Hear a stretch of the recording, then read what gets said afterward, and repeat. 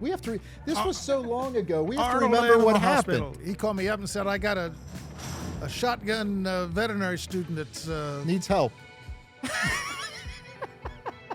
So all this is your fault. I guess. This will be a great interview. Well,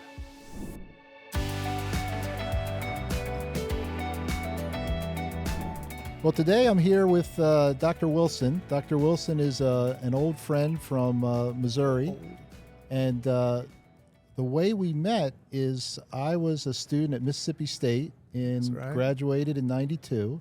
And it was probably about 1991, Dr. Lee Tyner, who was my mentor, knew Dr. Wilson. Right. And Lee told me, well, here's a practice that you ought to go have an externship at. So I guess he called you up and said good things about me, I'm assuming, because somehow I ended up working at your practice for about 6 weeks. And we didn't have any place for you to stay, so we got a old cot and put down in our basement, and had I think we had a little stove down there, and that was your living quarters there for how 6 long weeks. 6 weeks? Yeah, 6 weeks. And you told me every night go up and check the animals. So I'd walk around and check everything and give them their medicine.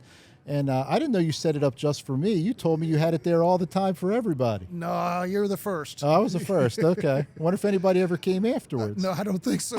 Nobody would sleep in that environment. It was cold and damp down there. But I survived. I think there was a shower, so there was. I could clean up and be ready in the morning. Right. But God really orchestrated that because you had invited me over. I think you felt sorry for me, so I came over to have dinner with you and your lovely wife and kids one evening. Right. And you talked to me about the Christian Veterinary Missions Group. And that's really how I learned about it. Really? I learned a little bit through Lee, but really from the time that I was able to spend with you. So all this going on at the conference is all your fault. Well, I feel privileged, really, because I can remember when you first came, I think is when Marilyn and my wife and I, were preparing to leave to go on the mission field. To Bolivia, maybe. To Bolivia, South America, right. And we were in the early stages of going. We had to go out and get our deputation and do a lot of talking to friends and churches before we left. And you were there at the beginning of that process. And how long were you in Bolivia? 2.5 years, full time. But actually, I've been back to Bolivia probably 10, 15 times since then on short-term mission trips. I just returned from Bolivia 2 weeks ago, just going back and checking what is going on and to see how the teams that we had trained and all that, how they were doing.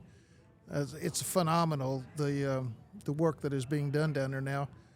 It's very rewarding. Yeah, it's amazing how, if we plant seeds and follow what the Lord asks us to do and are convicted to do that, how he can water it and have it grow. It's just a phenomenal thing, and it's a true blessing.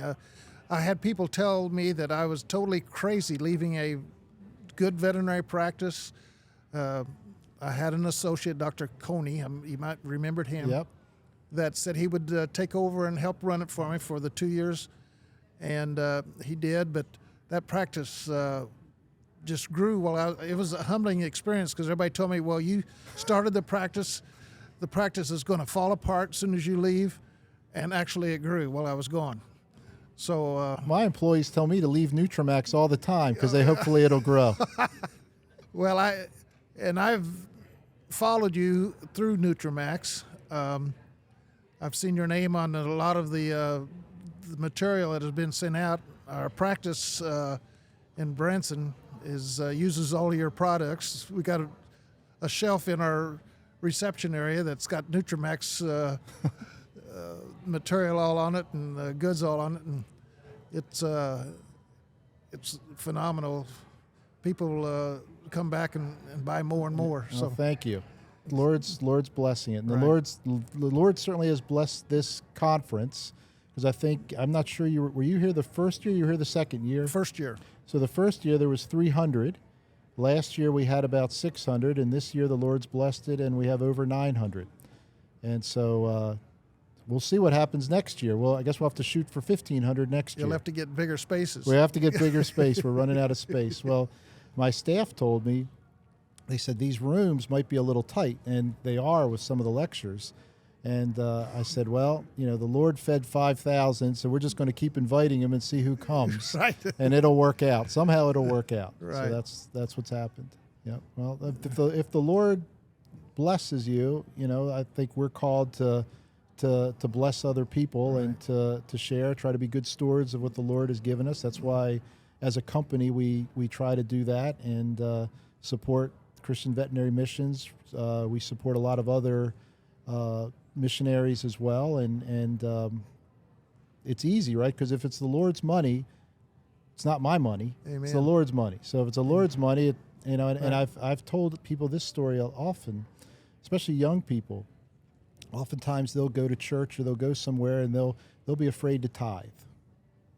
And it's amazing. I mean, over all the years that I've been alive, the money that I've given away, or it's the Lord's money that we've donated to Christian organizations or to churches or to other people, or just helping people, you never miss that money.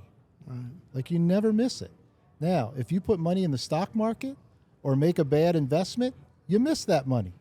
It's amazing how That's true. the Lord, and it's miraculous, but you do that, the Lord will bless the gift, will bless you, and bless the person that received it. Right. Very good. So That's it's true. a pleasure to talk to you, Okay. and thank you very much.